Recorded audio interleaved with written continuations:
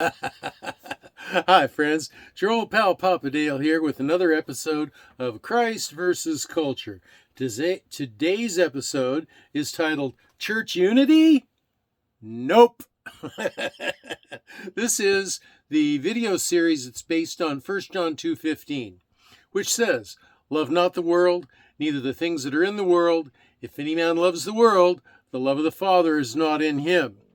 And so it principally is saying Jesus Christ has to be the number one important thing in your life, the number one important person.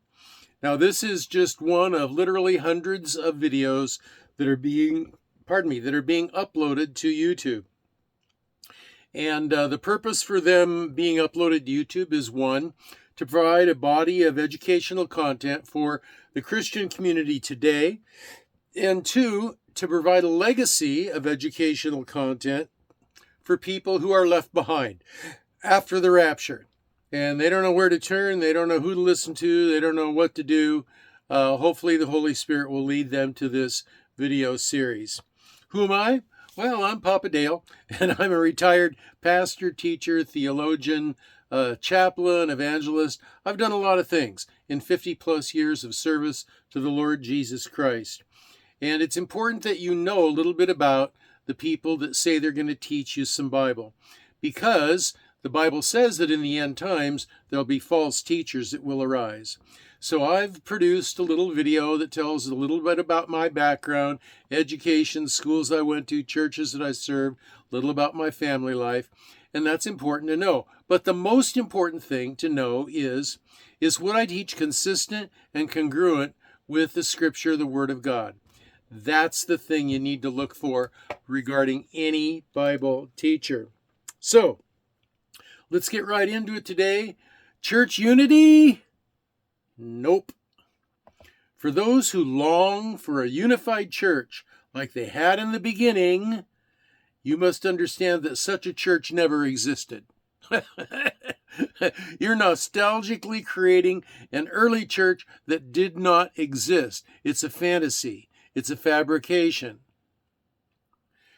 The Hebrews serve as a model of how a community of faith comes into being and then quickly changes. A community of faith is composed of flawed, frightened, arrogant, willful human beings. The Hebrew nation was pretty ecumenical immediately after God's miracles in Egypt. Faith in Yahweh and Moses was strong, but by the time they got to Kadesh Barnea, they had changed. 10 of the spies gave a faithless report, and the people believed the faithless spies instead of Yahweh. People are fickle. It's like, you remember the 9/11 attack on the Twin Towers in New York City in the United States? Right after that, boy, everybody in America, we were like this. We were one nation. Boy, we need to find out who did this, and we need to get some payback. And boy, we were just a united country. But what happened just a few years later? Nope. Conspiracy theories and people just didn't believe in what the government was doing, and people are fickle. And their commitments aren't lasting. So the same thing happened in the New Testament. On the day of Pentecost, 3,000 new believers believed in Jesus Christ and were saved. But a short time after that, Judaizers were following the apostles and the disciples and preaching a false gospel all across the Mediterranean. Wherever the disciples went, wherever the apostles went, and they preached the grace of God and trusting in the Lord Jesus Christ, these Judaizers said, no, it's the grace of God and trusting in the Lord Jesus Christ, and pardon me, and you got to keep the law. Short time after that, another group arose. They were called the Gnostics. They came out of Greek philosophy, and the Gnostics were doing the same thing. There's always been this visible church and an invisible church. The visible church is that collection of people who choose to associate together in the name of their group. These are they who seek to build a following of people faithful to the purpose of the group, which may or may not follow after Christ. The invisible church is that collection of people who adhere to the person and teachings of the Lord Jesus Christ. The invisible church is usually a smaller subset of the visible church. Now, unity in the true church is built around the work, person, plan, and teachings of the Lord Jesus Christ. It is in agreement on the foundational principles necessary for salvation. These essential things are these. 1, Jesus Christ is Lord. 2, I am a sinner bound for hell and helpless to save myself. 3, I repent and turn from my sin, turn to God, fall on His mercy, and ask for His help. 4, I trust that Christ, the God-man, suffered the punishment I deserved, died in my place to pay my sin debt, and physically rose from the dead. 5, I dynamically commit to forever following Him as Lord and Savior. And you can see this in 1 Corinthians 15, 1 through 8. Unity of the visible church is irrelevant and often counterproductive. What is important, the only thing that's important, is that community of believers that hold to those 5 principles that I just went over. That is what saves a person. That is salvific. That is uncompromisable.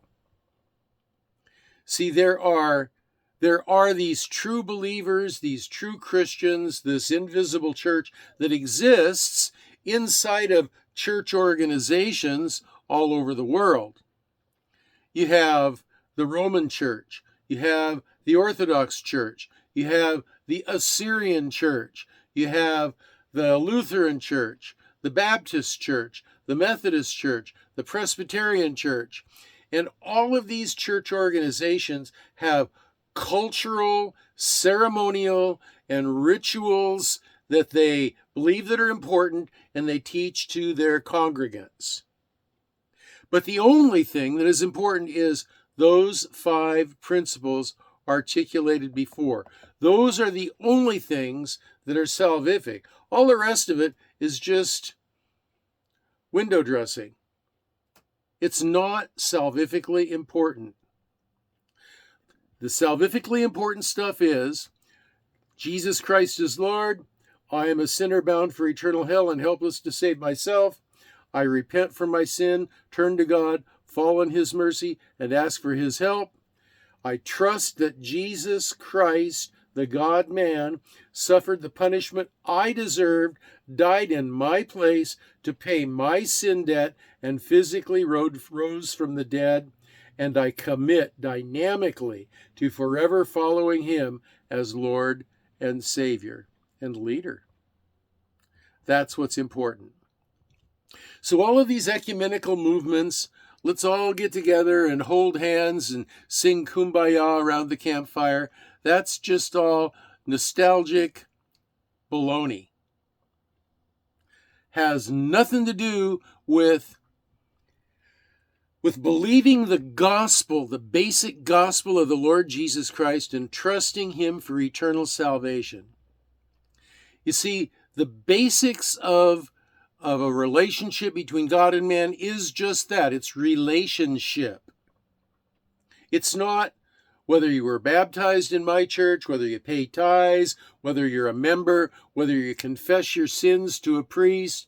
And none of that matters in terms of your salvation. What matters is, do you have a changed heart? Are you now repentant for the way you've lived your life, interested in changing and following Jesus, and you're trusting in Him alone for your salvation? Nothing that you can do, none of your works. You're only trusting in him, period. That's it. And if that's the case, then you are a member of the invisible church, regardless of what visible church you go to. So that's why I don't get too excited about ecumenical movements and these different ones that try to bring church groups together, because they're really not that important in the overall scheme and the overall plan of God anyway. Okay? So those are my comments on the Bible topic of unity, church unity. And my answer to the question, church unity, is nope. I'm just concentrating on Jesus. That's all. So those are my comments. If you have comments, questions, or prayer requests, you can leave them in the comments section below. If they're going to be lengthy, take them to my Facebook page. There's a link to that below. If you want to look through the lesson notes more slowly, there's a link for that below. And if the Lord doesn't have the rapture come before I get a chance to get the next video uploaded, it's my plan to upload another video. And if there is another video that I get to upload, until then, you'll see me on that one. But until then, this is your old pal Papa Dale signing off for now and saying, I'm going to be praying for you and you and you and you and you and you and you and you, that you will be well, that you will be blessed, and that the Lord Jesus Christ will be number one in your life.